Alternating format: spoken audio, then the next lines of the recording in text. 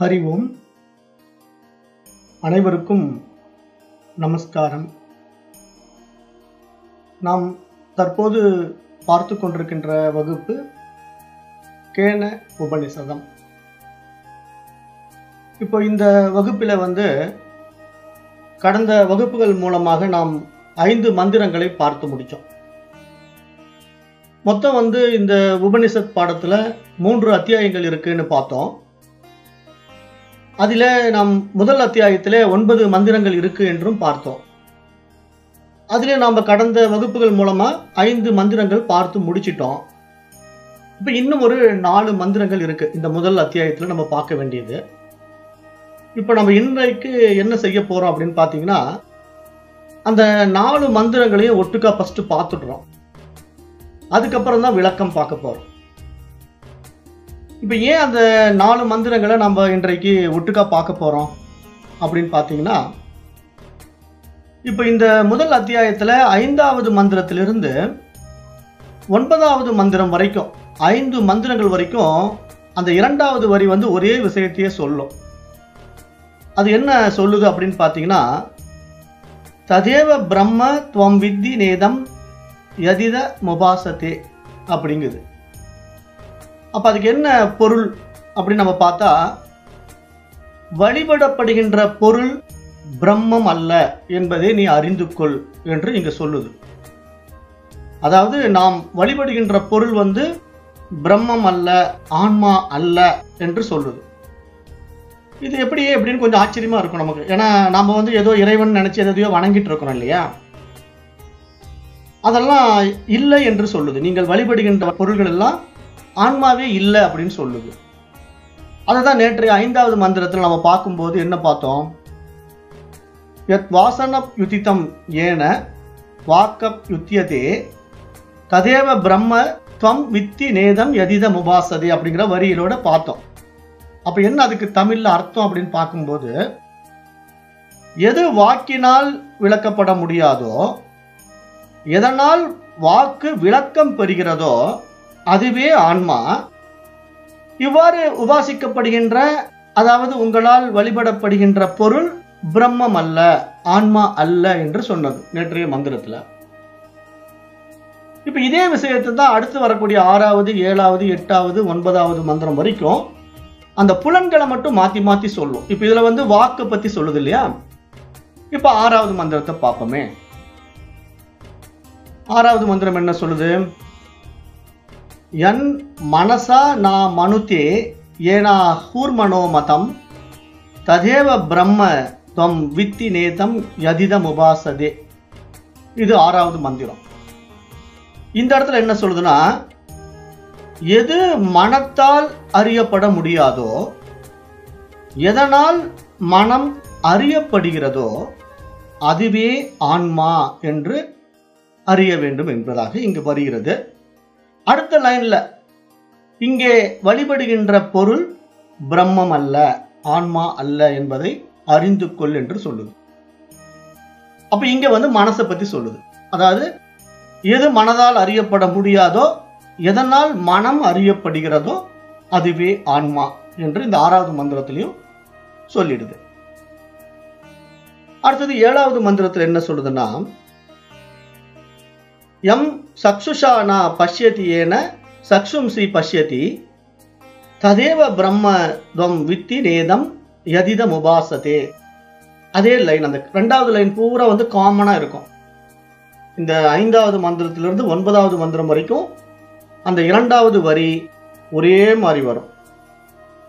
அப்ப இங்க என்ன சொல்லுது இந்த 7வது மந்திரத்துல, எது கண்களால் பார்க்கப்படுவதில்லையோ, ஆனால் எதனால் கண்கள் பார்க்கின்றனவோ அதுவே ஆன்மா.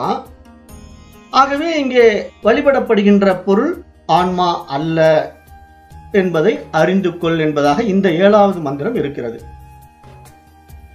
அடுத்தது 8வது மந்திரம். ஸ்ரோத்ரேன ந ஸ்ருணோதி ஏன ஸ்ரோத்ரமிதம் ஸ்ருதம் ததேவ பிரம்ம துவம் வித்தி நேதம் யதிதம் உபாசதே. இங்க என்ன சொல்லுது? எது காதுகளால் கேட்கப்படுவதில்லையோ, எதனால் காதுகள் கேட்கின்றனவோ அதுவே ஆன்மா. எனவே இங்கே வழிபடப்படுகின்ற பொருள் ஆன்மா அல்ல, பிரம்மம் அல்ல என்பதை அறிந்து கொள் அப்படின்னு இந்த 8வது மந்திரத்திலேயே சொல்லுது. அடுத்தது இறுதி மந்திரம், இந்த அத்தியாயம் 1 9வது மந்திரம். அது என்ன சொல்லுது? யத் பிராணேன ந பிராணிதி ஏன பிராணஹா பிரணீயதே ததேவ பிரம்ம துவம் வித்தி நேதம் யதித முபாசதே. இந்த 9வது மந்திரத்தினுடைய பொருள் என்ன அப்படின்னு பார்த்தோம்னா, எது மூச்சினால் முகரப்படுவதில்லையோ, எதனால் மூச்சு முகர்கின்றதோ அதுவே ஆன்மா. இங்கே வழிபடப்படுகின்ற பொருள் ஆன்மா அல்ல என்பதை அறிந்து கொள் என்பதாக இந்த 9வது மந்திரமும் பொருள் சொல்லுது. அப்போ நாம் இங்க பார்த்த இந்த கடைசி 5 மந்திரங்கள் இந்த கேன உபநிஷதம் பகுதியில் முதல் அத்தியாயத்தில் 9 மந்திரங்கள்ல கடைசியா பார்த்த 5 மந்திரங்களுக்கும் அந்த விஷயங்கள் என்ன அப்படின்னா, புலன்களுடைய அடிப்படையில் என்ன சொல்லுதுன்னா, ஒவ்வொன்றும் நீ நினைக்கிற மாதிரி இல்லை, அது வாக்கினால விளக்கப்பட முடியாது, ஆனால் அந்த வாக்கு எதனால் விளக்கம் பெறுகிறதோ அது ஆன்மா.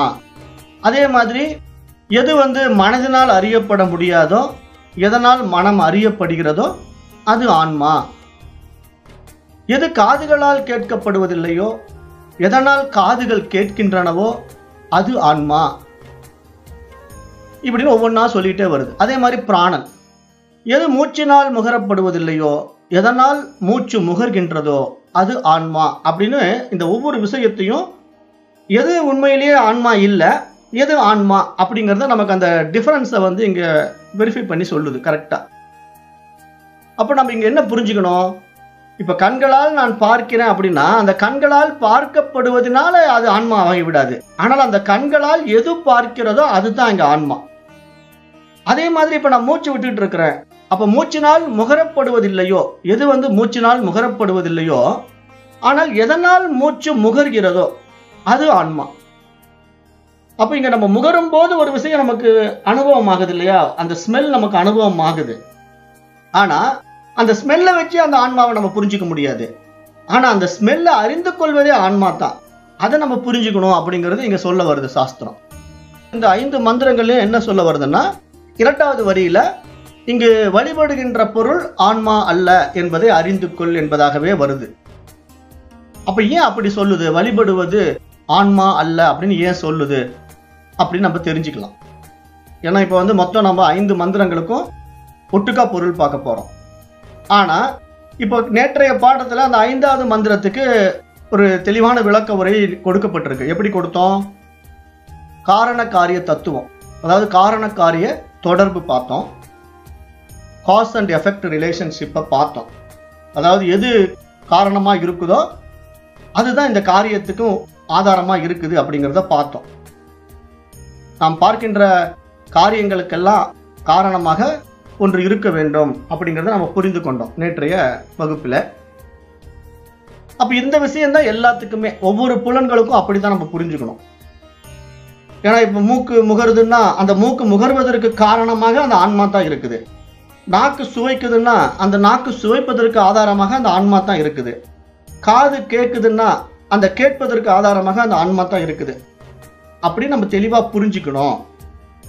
அப்படிங்கிறத இந்த 5 மந்திரங்கள் மூலமா தனித்தனியா இந்த உபநிஷத் ரிஷி நமக்கு சுட்டி காட்டியிருக்கார். இதற்கெல்லாம் சேர்ந்து நம்ம நேற்றைய காரண காரிய தொடர்புல விளக்கம் கொடுத்துட்டோம். இப்படித்தான் அது நிகழ்வு இருக்கு. அப்ப எனர்ஜி எப்படி உருமாற்றம் அடையுது, அது எப்படி மாறுதுன்னா, கண்கள் மூலமா காட்சியை பார்க்குது, காது மூலமா விஷயங்களை கேட்குது, நாக்கு மூலமா வார்த்தைகளை பேசுது, அதே நாக்கு மூலமா சுவைகளை எல்லாம் ருசிக்குது. இப்படிதான் அது பண்ணுது. ஆன்மா தன்னுடைய எனர்ஜியை பலவாறாக பரிணமித்துக் கொள்கிறது. அதை நம்ம புரிஞ்சுக்கணும். ஆன்மா டிஃபரெண்ட் ஆங்கிள் ஒர்க் பண்ணும், எப்படி வேணா மாறிக்கும். அதனுடைய தன்மை அப்படி ஒரு மகத்தான பொருள் அங்க ஆன்மா. அப்ப அதை நாம் இங்க புரிந்து கொள்ள வேண்டும் என்ற அடிப்படையில இந்த உபநிஷத் ரிஷி இப்படி நமக்கு கொஞ்சம் தெளிவா விளக்கமா தனித்தனியா அந்த புலன்களை பற்றியும் அந்த புலன்கள் மூலமா ஆன்மாவினுடைய உண்மைத்தன்மையை பற்றியும், மேலும் நாம் ஆன்மா என்று நினைத்து கொண்டு வழிபடுகின்ற விஷயங்களை பற்றியும் இங்கு தெளிவுபடுத்துறார். அப்ப நாம என்ன பண்ணிட்டு இருக்கிறோம்? இப்ப வழிபடுகின்ற பொருள் எல்லாம் நம்ம எப்படி வழிபட்டு இருக்கிறோம்? கோயில்கள்ல சிற்பங்கள்ல வழிபடுறோம், மூலவருங்கிறோம், அப்புறம் உற்சவருங்கிறோம். அதாவது மூலவருங்கிறது விக்கிரகம் உள்ள வச்சிருப்போம், அது மூலவர். அதே மூலவருக்கு ஒரு செம்பினாலையோ பித்தளையிலையோ ஒரு விக்கிரகத்தை செஞ்சு வச்சிருப்போம், ஐம்பொன்ல கூட செஞ்சு வச்சிருப்போம். அந்த விக்கிரகத்தை நம்ம உற்சவர்னு சொல்லுவோம். அப்போ ஒரு பெருமாள் கோயிலையோ ஒரு சிவன் கோயிலையோ நம்ம வழிபட போனோம் அப்படின்னா அந்த மூலவரை அசைக்க முடியாது, ஊர்வலம் கொண்டு போக முடியாது. அப்போ நம்ம என்ன பண்ணுவோம்? உற்சவருக்கு அபிஷேகம் ஆராதனைகள் எல்லாம் பண்ணி வணங்கிட்டு அந்த மூலவரை அங்கிருந்து இடம் மாற்ற முடியாது இல்லையா? அதனால உற்சவரை எடுத்துக்கிட்டு நம்ம கோயிலை சுற்றி வருவோம். இதுதான் நம்ம நடைமுறையில பார்க்கிறோம்.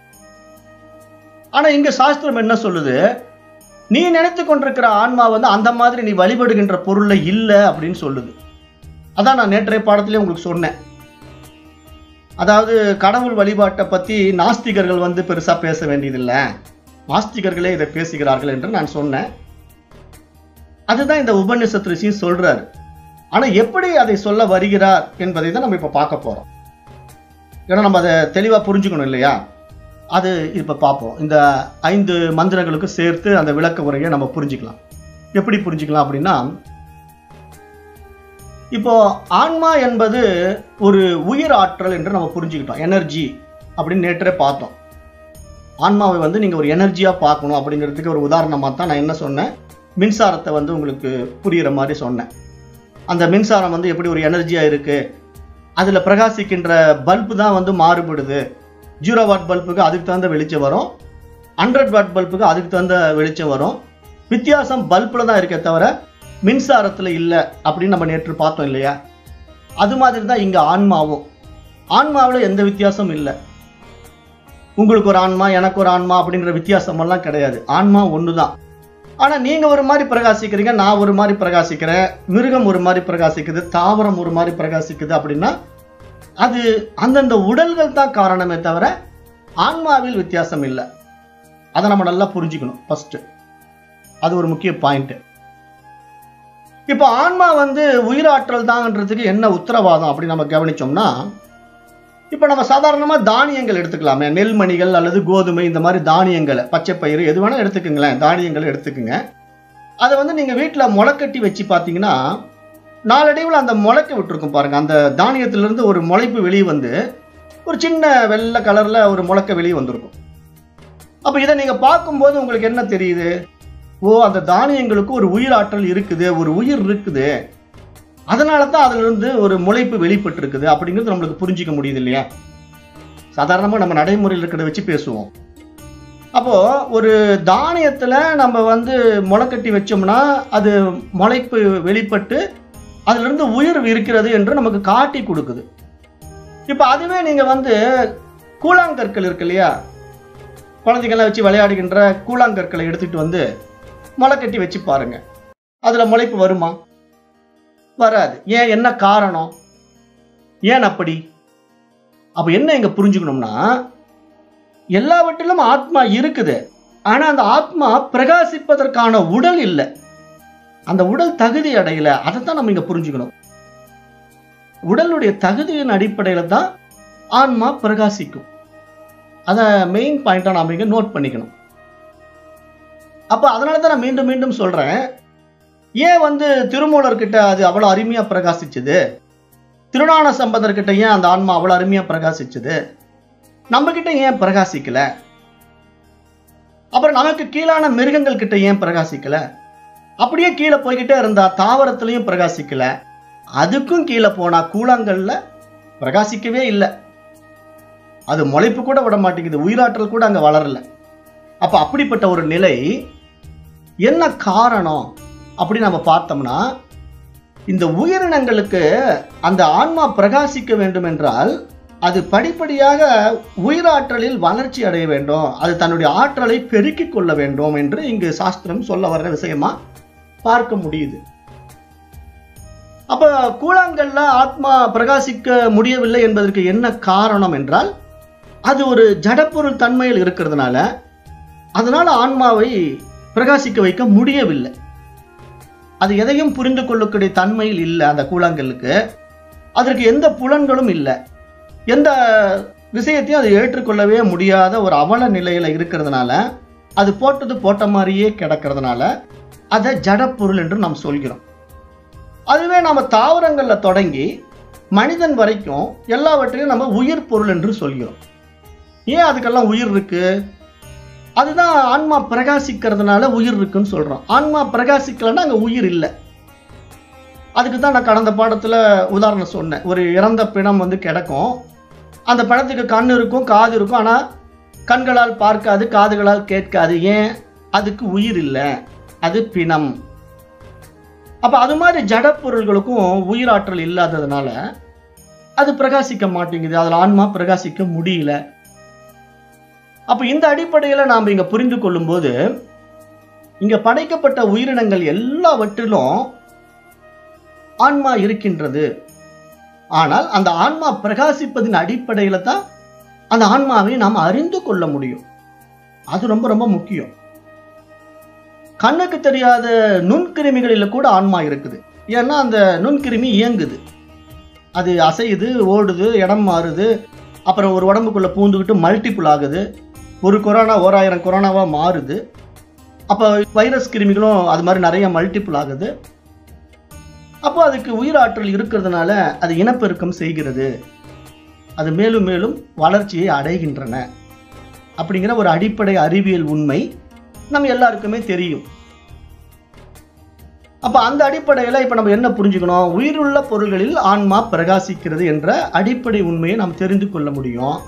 ஜட பொருளில ஆன்மா பிரகாசிக்க முடிவதில்லை என்பதையும் நம்மால் புரிந்து கொள்ள முடியும்.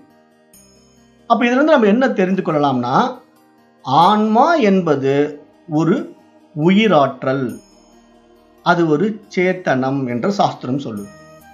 சேத்தனம் அப்படின்னா ஒரு உயிருள்ள பொருள் அப்படின்னு அர்த்தம். சேத்தனம்னு சொல்றோம், சான்ஸ்கிரிட் வேர்டு அது.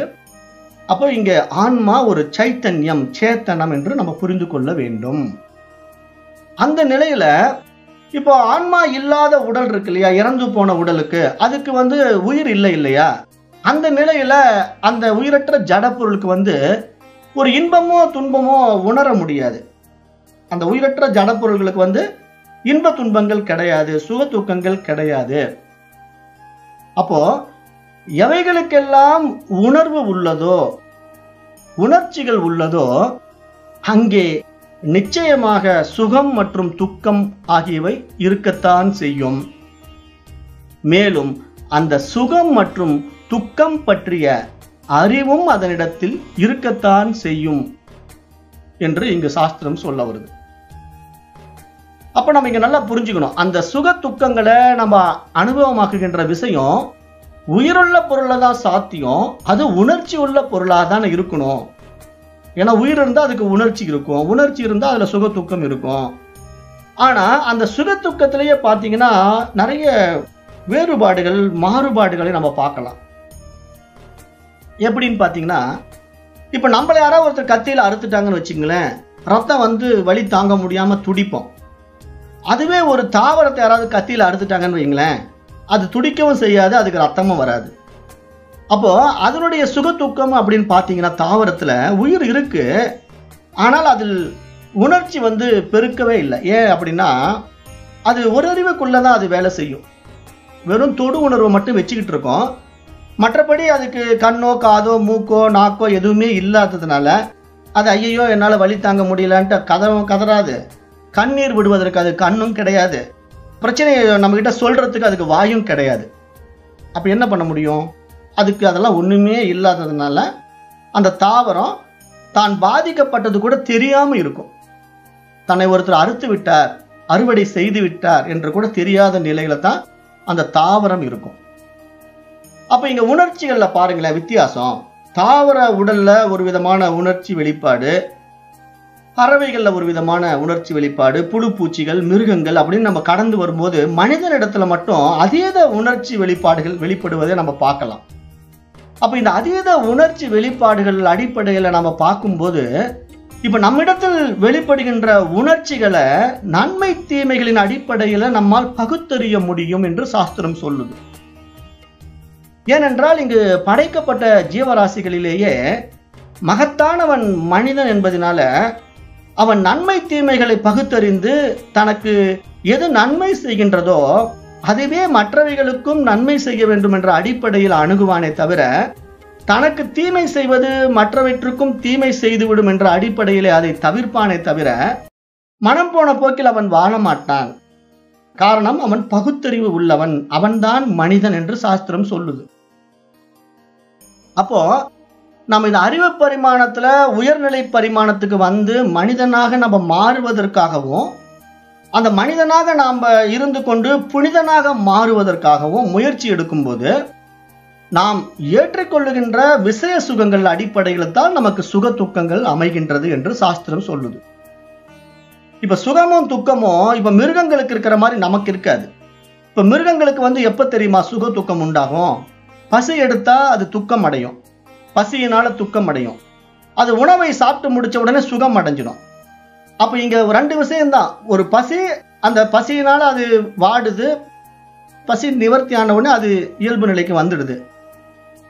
அதே மாதிரி பாதிக்கப்பட்ட ஒரு மிருகம் இன்னொரு மிருகத்தால கொல்லப்படும் போது தன்னை சாகடிக்குதுங்கிற வேதனையில் அது சாகுது, அவ்வளவுதான். அதனுடைய சுகத்துக்கம் அப்படியே முடிஞ்சு போயிடும்.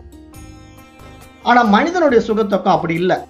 இவன் என்ன பண்ணுவான், மன ரீதியா நிறைய விஷய சுகங்களை வெளியிருந்து ஏற்றி வைத்துக் கொண்டதுனால நிறைய ஆசா பாசங்களுக்கு அடிமையாகி கிடக்கிறான். மனிதன் வந்து நிறைய சுகபோகங்கள்ல சிக்கி சின்ன பின்னமாகி கிடக்கிறதுனால இவனுடைய ஆசைகள் தான் இவனுக்கு அதீத துக்கத்தையும் அதீத சுகத்தையும் கொடுக்குது. நல்லா சம்பாதிச்சு வசதி வாய்ப்போடு வாழ்கின்றவன் வந்து காரு பங்களா செல்வாக்கோட பதவி அப்படிங்கிற ஒரு உயர் நிலையில வாழ்ந்து கொண்டிருக்கிறான். அப்ப அவன் சுகமாக இருக்கிறானா அப்படின்னு நாம பார்த்தோம்னா நம்ம பார்வைக்கு அவன் சுகமா இருக்கிற மாதிரி தெரியும். இன்னொருத்தன் பார்த்தீங்கன்னா சாப்பாட்டுக்கே வழி இல்லை, வறுமை, அன்றன்னைக்கு வேலைக்கு போனதான் சோறு, கூலி வேலைக்கு போவான், ஒரு விவசாய வேலை செய்வான், அன்னைக்கு ஒரு 500 ரூபா கூலி கொடுப்பாங்க, அதை வாங்கிட்டு வந்து வீட்டில் கஞ்சி வச்சு அந்த குடும்பம் சாப்பிடும். அப்ப இந்த நிலையில அவனுடைய வாழ்க்கை போகும். அப்ப இங்க சுக துக்கம்ங்கிற அடிப்படையில நம்முடைய பார்வையில நாம எதுலெல்லாம் மயங்கி கிடக்கிறோம், வெளி விஷயங்கள்ல எப்படி மயங்கி கிடக்கிறோம் அப்படிங்கிறது நாம பார்க்கும்போது நம்ம எப்படி நினைச்சுக்கிறோம், காரு பங்களா செல்வாக்கு பதவி இருந்தா நம்ம சுகமா இருக்கலாம், வெறும் இந்த கஞ்சிக்கு வழி இல்லாம டெய்லி 500 ரூபா சம்பாதிக்கிறவன் சுகம் இல்லாம இருக்கிறான் அப்படிங்கிற மாதிரி நம்ம நினைச்சுக்கிறோம். ஆனா உண்மை அப்படி இல்லை. இங்க சுக துக்கம் என்பது வந்து பணத்தின் அடிப்படையில் இல்லை, அவரவர்கள் மனதின் அடிப்படையில் இருக்கு அப்படிங்கிறத கொஞ்சம் ஆழ்ந்து ஆராய்ந்து பார்க்கும்போது நமக்கு புரியும். அந்த நிலையில நீங்க பாத்தீங்கன்னா அந்த ஏழை விவசாயி வந்து ஒரு 500 ரூபா கூலிக்கு வேலைக்கு போயிட்டு வந்து அன்னைக்கு சாயந்தரம் வந்து அவன் கஞ்சி வச்சு குடிச்சாலும் அவன் குடும்பம் நிம்மதியாக சந்தோஷமாக எல்லாரும் உட்காந்து சாப்பிட்டுக்கிட்டு சிரிச்சுக்கிட்டு கமெண்ட் அடிச்சுக்கிட்டு பேசிக்கிட்டு அந்த உணவுகளை ஒருத்தருக்கு ஒருத்தர் பரிமாறிக்கொண்டு அவங்களுடைய அந்த அன்பை பரிமாறுறாங்க பார்த்தீங்களா. அந்த உணவோடு சேர்ந்த அன்பும் பரிமாறப்பட்டு அந்த ஆனந்த நிலையில் அவர்கள் வாழுகின்ற அந்த இயல்பான வாழ்க்கைய ஒரு மிகப்பெரிய பணக்காரனால் கூட வாழ முடியாது என்பதை நம்ம அனுபவத்துல பார்க்கிறோம். ஏன்னா பணக்காரன் எப்பயுமே லைஃப் ஸ்டைல் வந்து பிஸி ஷெட்யூல், அவன் சாப்பாட்டுக்கே வரமாட்டான், ஹோட்டல்ல தான் இருப்பான், 5 ஸ்டார் ஹோட்டல் தான் இருப்பான். அவன் மனைவி மக்களுக்கு ஃபோன் பண்ணிடுவான், நான் இன்னைக்கெல்லாம் வர முடியாது, நீங்களே சாப்பிட்டுக்குங்கன்றவான். இந்த அம்மா என்ன பண்ணும், சமைச்சு வச்சு ஃப்ரிட்ஜில் வச்சுட்டு அப்படியே மறுநாள் அதை எடுத்து சாப்பிட்டுக்கிட்டு இருக்கோம். குழந்தைங்க என்ன பண்ணும், ஸ்கூலுக்கு சாப்பாடு பழைய டிஃபன் பாக்ஸில் போட்டு எடுத்துகிட்டு போய் சாப்பிட்டு வந்து ஈவினிங் வந்த பிறகு ஏதோ ஒரு ஸ்நாக்ஸை சாப்பிட்டுட்டு டியூஷன் போயிடும். அதுவும் வீட்டுக்கு வர்ற நேரம் அன்டைமாக இருக்கும். அப்போ பார்த்தீங்கன்னா அது ஒரு நேரத்தில் சாப்பிடும், இந்த அம்மா ஒரு நேரத்தில் சாப்பிடும், அந்த வீட்டுக்காரர் ஒரு மாதிரி ஒரு நேரத்தில் சாப்பிடுவார். இவங்களுக்குள்ள ஒரு ஒற்றுமை இருக்காது, ஒரு ஒழுங்கு வாழ்க்கை இருக்காது. பணத்தின் அடிப்படையிலையும் பதவியினுடைய சுகத்திலையும் வாழுகின்ற மனிதர்களிடத்துல அன்பும் இருக்காது. அப்ப எப்படி இருக்கும் அந்த வாழ்க்கைன்னா ஒரு இயந்திர வாழ்க்கையாக இருக்கும், அப்படித்தான் நம்ம சொல்லணும். அப்ப இந்த இயந்திர வாழ்க்கையும் உண்மையான இன்ப வாழ்க்கைக்கும் வித்தியாசம் தெரியாம வாழுகின்ற மனிதன் வந்து எப்பொழுது விழித்துக் கொள்கிறானோ அப்போ வந்து அவன் உணர்ச்சினா என்ன உணர்வுனா என்னங்கிறதெல்லாம் புரிஞ்சு கொள்ள முடியும். ஏன்னா இங்க உணர்வின் அடிப்படையில் தான் உணர்ச்சி வெளிப்படுது. ஆனா அந்த உணர்வு தான் ஆன்மா. ஆனால் அந்த ஆன்மா எப்படி பிரகாசிக்க வேண்டுமோ அப்படி பிரகாசிக்காமல் அதற்கு எதிர்மறையாக பிரகாசிக்கின்ற நிலைக்கு கொண்டு வந்து மனிதன் நிறுத்திக் கொள்கிறான். ஆனந்த நிலையில் அந்த உணர்வில் வாழ்வதற்கு பதிலாக மிகவும் துக்ககரமான வாழ்க்கையை உணர்ச்சிகளின் அடிப்படையில் வாழுகின்ற நிலைக்கு மனிதன் தள்ளப்பட்டிருக்கின்றான் என்பதை நம்ம இங்க புரிந்து கொள்ள வேண்டும் என்று சாஸ்திரம் சுட்டிக்காட்டுது. அப்ப இங்க உணர்ச்சிகளை அடிப்படையாக கொண்டுதான் சுக துக்கங்கள் இருக்கின்றது என்ற விஷயத்துக்காக நான் இப்ப இதெல்லாம் உங்களுக்கு சொன்னேன். ஏன்னா நீங்க சுக துக்கம்னா எப்படி புரிஞ்சுக்கணும்? ஏதோ பணம் வந்துட்டா சுகம், பதவி வந்துட்டா சுகம் அப்படி சொல்ல வரல சாஸ்திரம். இங்க அன்பின் அடிப்படையில் தான் எல்லாமே இருக்குதுன்னு சொல்ல வருது. அது ஆனந்தத்தை கொடுக்க முடியும் என்று சொல்ல வருது. அதற்கு நம்ம உணர்வோடு ஒன்றும் போதுதான் அது நடக்கும் என்று சொல்ல வருது. அந்த உணர்வு வெளிப்படுகின்ற முறைகளிலே உண்டாகின்ற உணர்ச்சிகளை பற்றி பேசுது. அந்த உணர்ச்சி என்ன சொல்லுது? ஒரு பாட்டு கூட இருக்கு இல்லையா, 6 மனமே 6 ஆண்டவன் கட்டளை 6. அப்ப அதுல அன்பு, கருணை இந்த மாதிரி உள்ளம் கொண்டவன் மனித வடிவில் தெய்வம். காமம், குரோதம், லோபம் போன்ற மோசமான குணங்களை கொண்டவன் மனித வடிவில் மிருகம் அப்படின்னு ஒரு பாட்டு இருக்கு. சிவாஜி படம் அது, ஆண்டவன் கட்டளைன்னு நினைக்கிறேன். 6 மனமே 6 அந்த பாட்டை போட்டு கேட்டு பாருங்க. அப்ப இங்க அன்பு, கருணைங்கிற அடிப்படையில ஒரு ஆனந்தம் நம்ம இடத்துல நடக்குது அப்படின்னா அது என்ன மாதிரியான உணர்ச்சி? நல்ல உணர்ச்சிகள், நமக்கு சந்தோஷத்தை கொடுக்கின்ற உணர்ச்சிகள். அதுவே அதுக்கு ஆப்போசிட்டா நம்ம கிட்ட வேற கோபம், காமம், லோபம்ங்கிற மோசமான விளைவுகளை வெளிப்படுத்தணும் அப்படின்னா அது நமக்கு துக்கத்தை கொடுக்கின்ற உணர்ச்சிகள். அப்ப இங்க சுகத்தை வெளிப்படுத்துகின்ற உண்மையான உணர்ச்சி எப்படி இருக்கும்? அன்பு, கருணையினுடைய அடிப்படையில் இருந்தா அவன் எப்படி இருப்பான்? மனித வடிவில் தெய்வமாக இருப்பான். அதுவே அவனிடத்துல இந்த காமம், குரோதம் எல்லாம் இருந்ததுன்னா அவன் மனித வடிவில் மிருகமாக இருப்பான் என்பதை சாஸ்திரம் இங்க எடுத்து சொல்லுது. அதைத்தான் ஞானிகள், மகான்கள் எல்லாம் இப்படி பாடல்களாகவும் நமக்கு பாடி இருக்காங்க. அதுல கவிஞர் கண்ணதாசன் நடைமுறை வாழ்க்கையோட ஒப்பிட்டு பாடி இருக்கிறார். அதை நம்ம புரிந்து கொள்ள வேண்டும். ஏன்னா நம்ம பாட்டு, படம் எல்லாம் பார்க்கறதோடு சரி, அதனுடைய தாத்பரியத்தை நம்ம புரிஞ்சுக்கிறது இல்லை. புரிந்து கொள்ளும் போது நம்ம கொஞ்சம் மேல்நிலைக்கு வரலாம். அதுதான் அறிவு பரிமாணத்தினுடைய உயர் பரிமாணம் என்று பார்க்கப்படுது. அப்ப இங்க நம்ம இந்த மந்திரங்கள்ல 5 மந்திரங்கள்ல சொல்ல வர்ற விஷயம் என்ன அப்படின்னு பாத்தீங்கன்னா, ததேவ பிரம்மா தம் வித்தி நேதம் யதிதம் உபாசதே. வழிபடுகின்ற பொருள் பிரம்மம் அல்ல, ஆன்மா அல்ல அப்படின்னு சொல்லிடுது இந்த சாஸ்திரம். அப்ப ஏன் அப்படி சொல்லுது? 2வது வரிய 5 மந்திரங்களிலும் இந்த ஒரே வரிய மீண்டும் மீண்டும் சொல்லுது. அப்போ அதன் மூலமாக அந்த கருத்தின் முக்கியத்துவம் நமக்கு இங்கு வலியுறுத்தப்படுகிறது அப்படிங்கிறதையும் நம்ம நல்லா புரிஞ்சுக்கணும். ஏன்னா அந்த கருத்தை முக்கியத்துவம் கொடுத்து வலியுறுத்துது, 5 மந்திரங்கள்ல வலியுறுத்துது. அப்போ நாம் இங்கே வழிபடுகின்ற பொருள் ஆன்மா அல்ல என்பதே அந்த கருத்து. அதை நம்ம நல்லா புரிஞ்சுக்கணும். அப்ப ஆன்மா என்பது எது? இப்ப இவ்வளவு நேரம் அதான் நான் சொன்னேன். ஆன்மா என்பது உயிருள்ள பொருட்களில் இருக்கிறது. நாம என்ன நினைச்சுக்கிட்டு இருக்கோம்? கல்லுல தான் கடவுள் இருக்கான், கோயில் கோயிலா சுத்துறோம். எவ்வளவு ஒரு அஜ்ஞானம், எவ்வளவு ஒரு அறியாமை. இப்ப சபரிமலையில அலமோது இது கூட்டம் பக்கா பிசினஸ் நான் ஏற்கனவே சொல்லிட்டேன். ஏன்னா ஒரு டைம் அங்க சபரிமலையில இத்தனை லட்சம் பேர் கூடுனாங்கன்னா எவ்வளவு கலெக்ஷன் கல்லா கட்டுது அரசாங்கத்துக்கு நம்ம புரிஞ்சுக்கணும். அப்ப மக்கள் எங்கெல்லாம் மடக்கப்படுகிறார்கள், எப்படியெல்லாம் மக்களை வச்சு பணம் சம்பாதிக்க முடியும் அப்படிங்கிற ஒரு மட்டமான மனோபாவம் உள்ள மனிதர்களை தான் நம்ம இன்னைக்கு பார்க்க முடியுது. அது ஆன்மீகத்திலும் சரி, அரசியல்லையும் சரி. ஏன்னா இங்க ஆன்மீகமும் அரசியலும் இப்ப ஒன்னா ஆயிடுச்சு, அந்த நிலையில போயிட்டு இருக்கு. இது எதுக்காக நான் இதை பேசுறேன்? ஒரு விழிப்புணர்வுக்காக பேசுறேன்.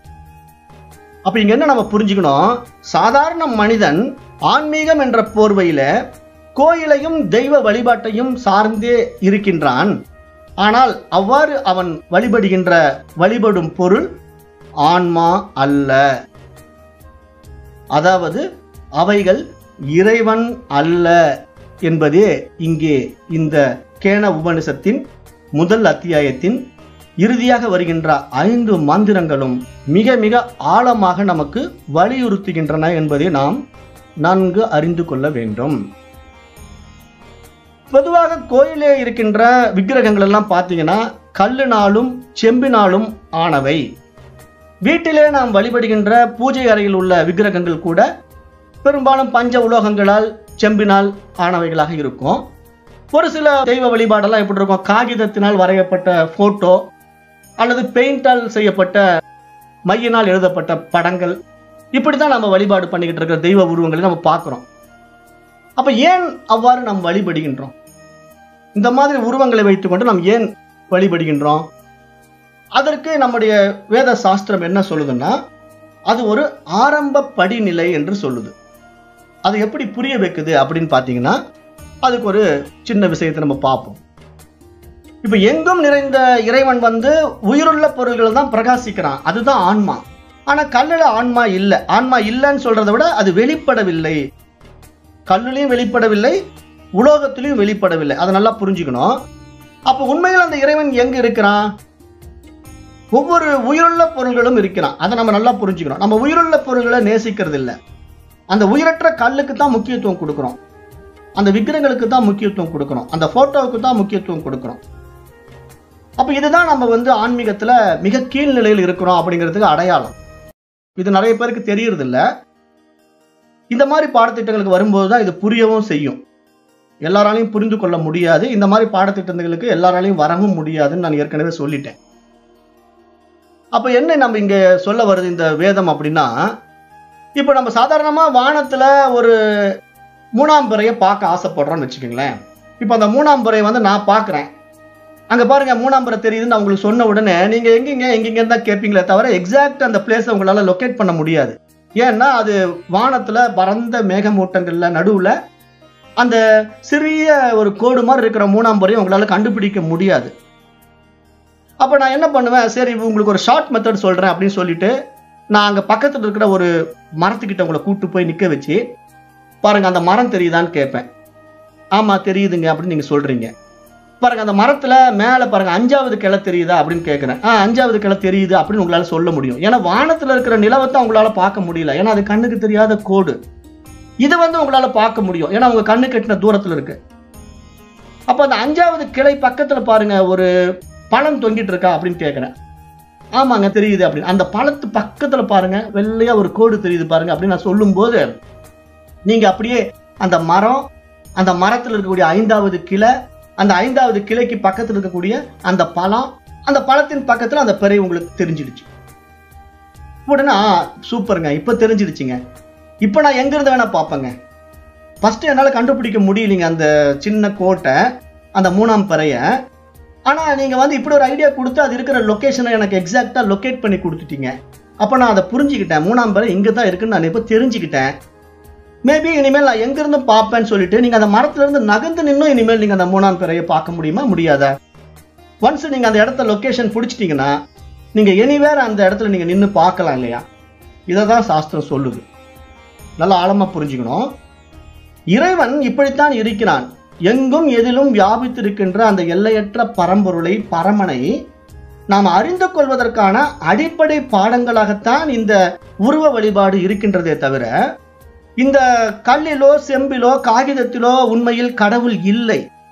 காரணம், அது ஆன்மா பிரகாசிக்க முடியாத ஒரு நிலையில் இருக்கின்ற ஜட பொருட்கள். இது எத்தனை பேரால் ஏற்றுக்க முடியும் எனக்கு தெரியாது. ஆனா இதுதான் முடிந்த முடிவு. கிளாஸ் இப்படித்தான் முடியும். ஏன்னா இங்க வேதமே இதைத்தான் சொல்லுது. ஆரம்ப நிலை சாதகர்களால் இதை ஏத்துக்கவே முடியாதுன்னு தான் நம்ம இந்த குரூப்புக்குள்ள வர வேண்டாம்னு சொல்றோம். இப்போ இன்னைக்கு கூட ஒரு அம்மா ஃபோன் பண்ணி என்ன கேட்டாங்க, ஐயா யாரையுமே ஜாயின் பண்ண முடியல, 10 பேர் ஜாயின் பண்ணலாம்னு நினைச்சேன், என்னுடைய குரூப்ல இருந்து சேர்த்த முடியலன்னாங்க. நீங்க யாரையுமே சேர்த்த வேண்டாமா, இது புரியாது இந்த கிளாஸ் எல்லாருக்கும், ஏன்னா இதெல்லாம் ஹையர் சப்ஜெக்ட் நான் எடுத்துட்டு இருக்கிறேன். நீங்க அடிப்படை பாடங்களை படிச்சுட்டு இருக்கிற மாணவர்களை கொண்டு இங்க உட்கார வைக்க பாக்குறீங்க, அது முடியாது, தயவு செஞ்சு யாரையும் சேர்த்தாதீங்க அப்படின்னு சொல்லிட்டேன். ஏன்னா உண்மையை நான் சொல்லணும் இல்லையா, அதுக்காக. அப்ப இதுல இருந்து என்ன நம்ம புரிஞ்சுக்கணும், அந்த இறைத்தன்மை, அந்த இறை அம்சம், அந்த ஆன்மா என்பது உயிருள்ள பொருள்களில் தான் பிரகாசித்துக் கொண்டிருக்கிறது. அப்போ அது எல்லா உயிர்களிலும் பார்க்க முடியும், ஆனா ஜட பொருள்களில் பார்க்க முடியாது. அந்த ஆன்மா பிரகாசிப்பதை அறிந்து கொள்ள முடியாது என்ற அடிப்படை உண்மையை எப்பொழுது மகான்கள் புரிந்து கொள்கிறார்களோ அப்பொழுதுதான் அவர்கள் இது மாதிரி பாட முடியும் என்று கூட நான் கடந்த முறை அப்பர் பெருமானுடைய பாடலை போன ஐத்திரேய உபநிஷத்துல அதை ஒப்பிட்டு காட்டினேன். அந்த பாடலை மீண்டும் ஞாபகப்படுத்துறேன். ஏன்னா ஒவ்வொரு பாடத்திலையும் நான் மீண்டும் ரிப்பீட்டா அதை கொண்டு வருவேன். அந்த பாடல் என்ன?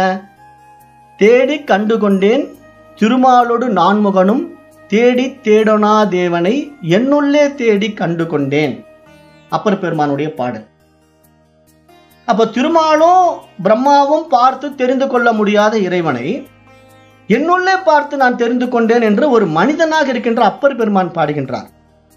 நாம் தேவர்களாக இருக்கின்ற திருமாலாலையும் பார்க்க முடியல, பிரம்மாவாலையும் பார்க்க முடியல இறைவனை. ஆனா அப்பர் பெருமான் பார்த்து விட்டார். அப்ப எப்படி சாத்தியமானது? இதுதான் அறிவு பரிமாணம். நீங்க தேவாதி தேவர்களாக இருந்தாலும், சாதாரண தாவரமா இருந்தாலும், எல்லாவற்றிலும் அந்த ஆன்மா பிரகாசித்துக் கொண்டிருக்கிறது. ஆனால் அந்த ஆன்மா எதில் தன்னை வெளிப்படுத்திக் கொள்கிறதோ அதுவே தூய அறிவு, அதுவே பரமன் என்று பார்க்கப்படுகிறது. அப்ப அது அப்பர் பெருமானில் பிரகாசித்தா அவர்தான் பரமன், அவரே இறைவன். அவ்வளவுதான் விஷயம். வேற நம்ம எதை போய் இறைவன் சொல்றதுக்கு இங்க இருக்கு? அப்ப எங்கும் எதிலும் வியாபித்துள்ள இறைவனை இந்த மாதிரி உயிரினங்கள்ல கண்டு ஆனந்தப்படுகிறான். பார்த்தீங்களா? அவன்தான் உண்மையான ஞானி, அவன்தான் உண்மையான பக்தன், அவன்தான் இறை வழிபாட்டுக்கு தகுதியானவன். மற்றவர்கள் எல்லாம் இறைவனை வெறும் கல்லிலையும் மண்ணிலையும் பார்த்துட்டு இருக்கிற சாதாரண மனிதர்கள் என்றுதான் நீங்க சாஸ்திரம் சொல்ல வருது. அப்போ நாம் வழிபடுகின்ற விக்கிரகங்களும் பூஜைக்கான பாடல்களும் மந்திரங்களும் உண்மை இறை அனுபவத்திற்கான ஒரு படிநிலைகள் மட்டுமே. அவைகள் மட்டுமே முடிந்த முடிவான அறுதி நிலை அல்ல என்பதை இந்த உபநிடத மந்திரங்கள் அந்த கருத்தை மீண்டும் மீண்டும் 5 மந்திரங்களின் வாயிலாக வலியுறுத்துகின்றன. அப்படியானால் கடவுள் எப்படி நம்முள்ளே பிரகாசிக்கிறார், எப்படி நம்மிடமிருந்து வெளிப்படுகிறார் அப்படின்னு ஒரு சின்ன கதையும் பார்க்கலாம். ஏன்னா நான் ஒரு 30 நிமிஷத்துல முடிக்கலாம்னு தான் நினைச்சேன். இருந்தாலும் இந்த பாடல்களில் முடிச்சு ஒரு கதையோட முடிக்கிறேன் இந்த 1வது அத்தியாயத்தை. அந்த கதை என்ன அப்படின்னா, ஏற்கனவே உங்களுக்கு எல்லாருக்கும் தெரிஞ்ச கதை தான், இருந்தாலும் ரிமைண்ட் பண்றேன். ஒரு ஊர்ல ஒரு கடவுள் பக்தி உள்ள பக்தர் ஒருவர் இருந்தார். அவர் தீவிர இறை பக்தர். அவரு அவ்வளவு அதீத நம்பிக்கை இறைவன் மேல. அவர் வழிபடுகின்ற இறைவன் கல்லுல விக்கிரகத்துல தான் இருக்குது. அந்த நிலையில தான் அவர் இறைவனை வழிபட்டு கொண்டிருக்கிறார். அந்த நிலையிலேயே இறைவன் வெளிப்படுவார் என்று எதிர்பார்க்கிறார். மகாவிஷ்ணு மாதிரி வழிபட்டார்னா சங்கு சக்கரதாரியா தன் முன்னாடி நிக்கணும்னு நினைக்கிறார்.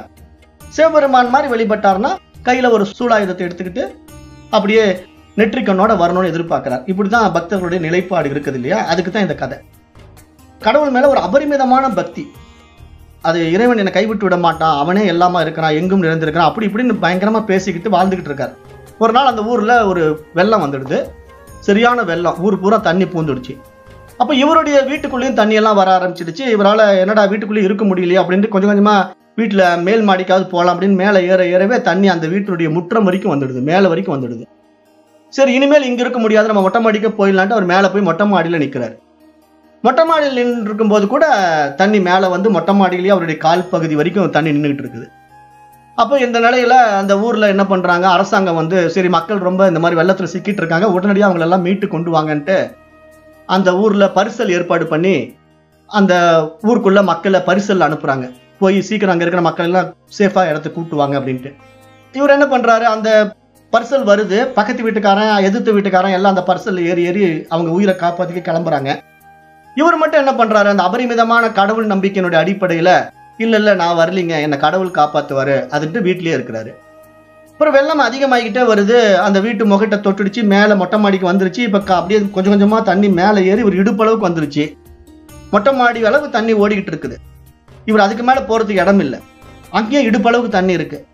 அந்த நிலையில இன்னொருத்தர் ஒரு போட் எடுத்துட்டு வராரு. அவரு போட் எடுத்துட்டு குரல் கொடுக்கிறார், ஐயா சீக்கிரம் வாங்க, தண்ணி நிறைஞ்சுக்கிட்டே இருக்கு, ஆபத்து, நீங்க உடனடியா மேலே ஏறிடுங்க, போட்ல ஏறிக்கிங்கன்னு கெஞ்சுறாரு அவரு. இல்ல நீங்க போயிட்டே இருங்க, என்னை கடவுள் பார்த்துக்குவாரு, காப்பாத்திக்குவாரு அப்படின்னு அவரு கடவுள் மேல இருக்கிற அபரிமிதமான நம்பிக்கையில நான் வரமாட்டேன் அப்படின்றாரு.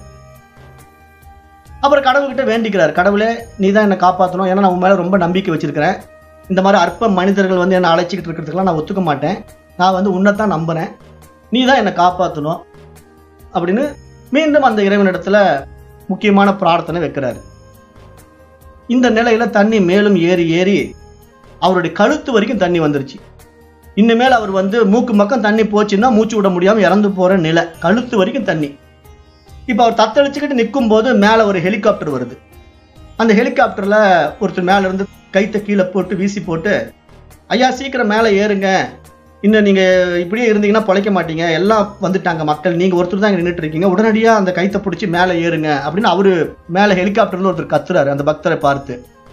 ஆனாலும் இவர் என்ன சொல்றாரு, இல்ல இல்ல என்னை கடவுள் பார்த்துக்குவான், உங்களை நம்பி நான் ஹெலிகாப்டர்லாம் வரமாட்டேன், எனக்கு கடவுள் தான் முக்கியம், அவர் எனக்கு அவ்வளவு நம்பிக்கையானவராக இருக்கிறதுனால அவர் என்னை காப்பாற்றிக்குவாரு, நீங்கள் போயிட்டே இருங்கன்ட்டு அந்த ஹெலிகாப்டரையும் ரிஜெக்ட் பண்ணிடுறாரு. கொஞ்ச நேரத்தில் என்னாச்சு, அந்த கழுத்து இருக்கிற தண்ணி வந்து முகத்தை பூரா மூழ்கடிச்சு மூச்சு விட முடியாம அப்படியே இறந்து போயிடுறாரு. அந்த இறந்தவர் கடவுளை பார்க்கிறார். இது கதை தானே, கடவுளை பார்க்கிறார். அப்ப அந்த கடவுள் கிட்ட வந்து கேட்கிறாரு, ஏன்பா நான் எவ்வளவு உண்மையா உன்னை நம்பினேன், நீ எப்படிப்பட்ட ஒரு முக்கிய கடவுளா நான் உன்னை நம்பிக்கிட்டு இருந்தேன், ஆனா நீ என்னை கைவிட்டுட்டியே அப்படின்னு கடவுள் கிட்ட அவரு வேண்டுறாரு. அப்ப கடவுள் சொல்றாரு, பக்தனே நான் எங்க உன்னை கைவிட்டேன், நீ பக்தியுடன் கேட்டதுனால தான் நான் முதல்ல ஒரு பரிசல் அனுப்பிச்சேன், ஒரு ஓடத்தை அனுப்பிச்சேன், அதுல நீ ஏற மறுத்துட்ட. அதுக்கப்புறமா உன்னுடைய நிலையை பார்த்து நான் பரிதாபப்பட்டு ஒரு பெரிய படகை அனுப்பிச்சேன், அந்த படகுலையும் நீ ஏற மறுத்துட்ட. அதன் பிறகு நீ வேணுன என்கிட்ட இப்படியாவது என்னை காப்பாத்திட்டு இறைவான்னு கெஞ்சின. சரி இப்படி என் பக்தன் கெஞ்சினானே அப்படின்னு சொல்லிட்டு நான் உனக்காக தான் ஹெலிகாப்டர் ஏற்பாடு பண்ணி அனுப்பிச்சு விட்டேன். அந்த ஹெலிகாப்டர்ல இருந்து நான் கைத்தை வீசினா நீ மேல வரல, நீ எல்லாமே முடியாதுன்னு சொல்லி என்ன இருக்கிறத புரிஞ்சிக்காம நீ தடுத்துட்ட. அப்ப நீ தான் இதை புரிஞ்சுக்கணும், நீ நினைக்கிற மாதிரி நான் அந்த உருவத்துல வரமாட்டேன், எந்த உருவத்துல வேணா நான் வருவேன், ஆனா என்ன பார்க்கறதுக்கு உண்டான பக்குவம் உனக்கு இல்லை, அதனாலதான் உனக்கு இந்த மரணம் என்று இந்த கதை நமக்கு சொல்ல வர்ற கருத்து.